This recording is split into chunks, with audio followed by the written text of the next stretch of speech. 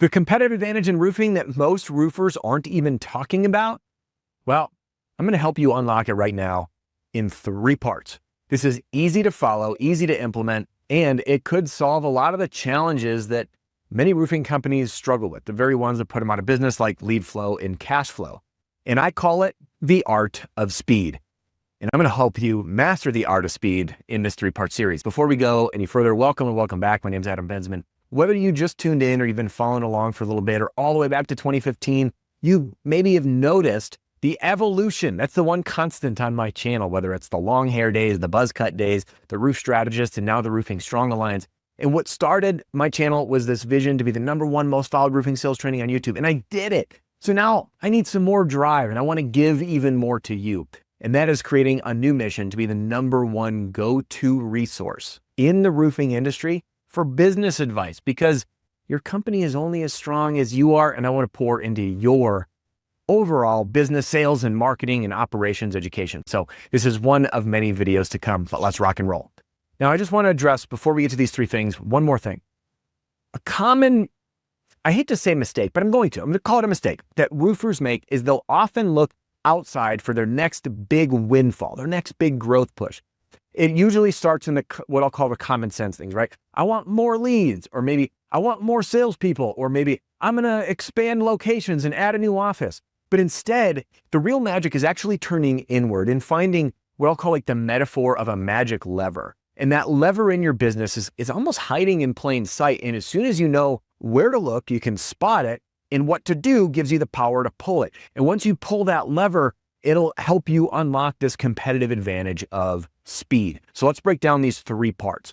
Now, remember, what gets measured gets managed. And no, people talk like run by the numbers. By the way, totally agree with. It's not what I'll be addressing today. There are numbers involved, but it's different than your traditional financial dashboard that people talk about, which, believe me, we'll be doing more videos on that because that is equally as important. So #1 on the list is what I call your set time. Now, your set time is the time window from a first contact to an appointment. And I know there's variables sometimes beyond your control on availability, but this gives you an instant indicator on the health of your lead handling process. Example, if a web form comes in through your website because you've been pouring tens of thousands of dollars, most likely over the time, and some even hundreds of thousands of dollars, you paid a lot of money to get that lead through your website. It wasn't free because it was organic. Believe me, you spent a lot of money on it. And what happens, and I've done this in live events, have people go to their website, fill out the form, put the phone on full blast and set it down. And in a room of 100 people, you'll wait and you're like, where is it? Ding, there's a ding. There's one more. And it's silent for a while. You hear another ding in a few minutes and like one phone rings. And remember, like this person has already vetted you online, chosen, they say, hey, you know what? I've already done my homework. I vetted them. I looked at their reviews, most likely. And I said, I want an estimate from you. And there's a lot of that buying decision that's already been made. So for us to not pounce on that is really missed opportunity. In fact, some companies have reported that they have a higher likelihood of closing the deal when they are the first person to give the estimate. So when you can manage and track what I call, again, your set time from contact to appointment, what this gives you insight into is getting faster to get in the home to service people. We're in the wow business. We're in home services. When you can wow a customer by saying, hey, you have a problem or you want some help, we're here for you and we're here fast. Your actions speak louder than words. So what do we do with this? We now know, let's say your set time is an average. And some companies, by the way, will have these outliers because they have all these leads coming in that they're not converting. And they could be phone calls that are being missed after hours. They could be internet leads. They could be third-party lead aggregators. But if they're not actually turning into appointments, you might find that your time window, your set time is like 10 days. Well, maybe 14 days, but what if we could compress it? How do we do that? Let's work on our systems and our processes, maybe leveraging an AI dialer or instant text messages or email. So that's part #1 is your set time. Be able to measure how many days it takes from contact to appointment. Okay. #2, sales cycle. This is your appointment to close.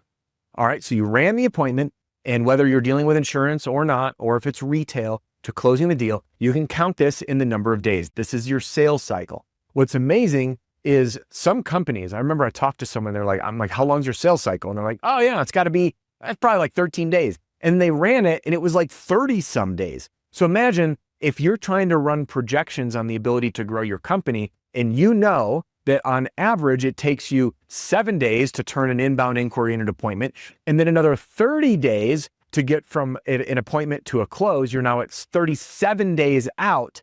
Well, that'll bring us to the next one, but not quite yet, because we got to talk about how you can improve your sales cycle. And that usually is an evolution of sales training. Being able to earn business quicker, which is usually due to operational efficiencies, providing the information needed to the homeowner, like quick. It's amazing how many companies aren't even giving estimates on the first visit. And they're like, oh, we'll email it to you, which by the way, if you ever have to get back in the house, there's another step. Your close rates will naturally drop. So we're talking about efficiencies. We're talking about sales training, objection handling, and the ability to earn business more quickly by answering homeowners' questions and giving a great experience. It's all together, and it will not happen by way of force. It happens by way of excellence.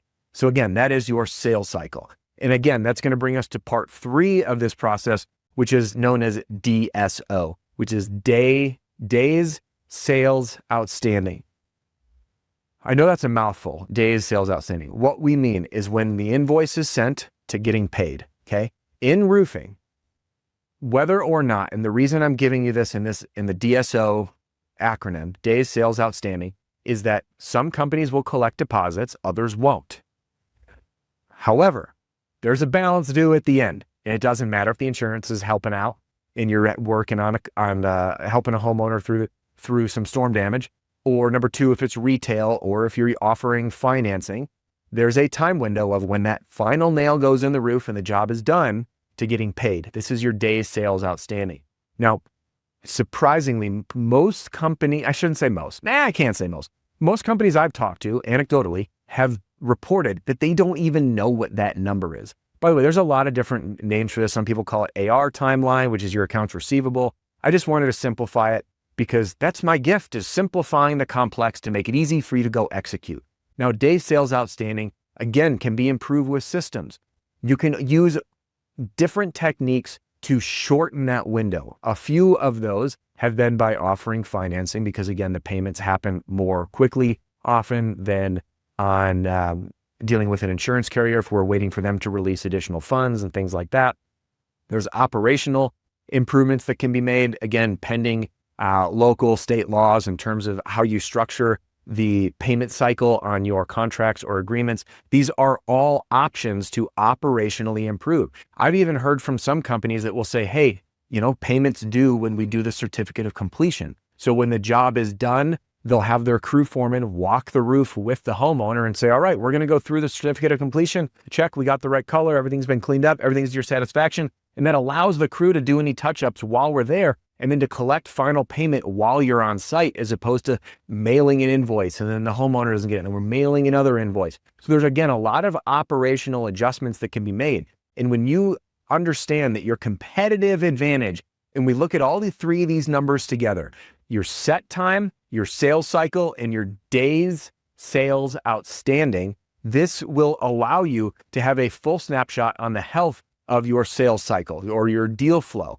And if you can serve customers even faster, improve your process to earn their business even faster, and shorten the time window to collect from those customers faster, what does that give you? Basically, more leads. Even though you may not be bringing in more, you're converting more.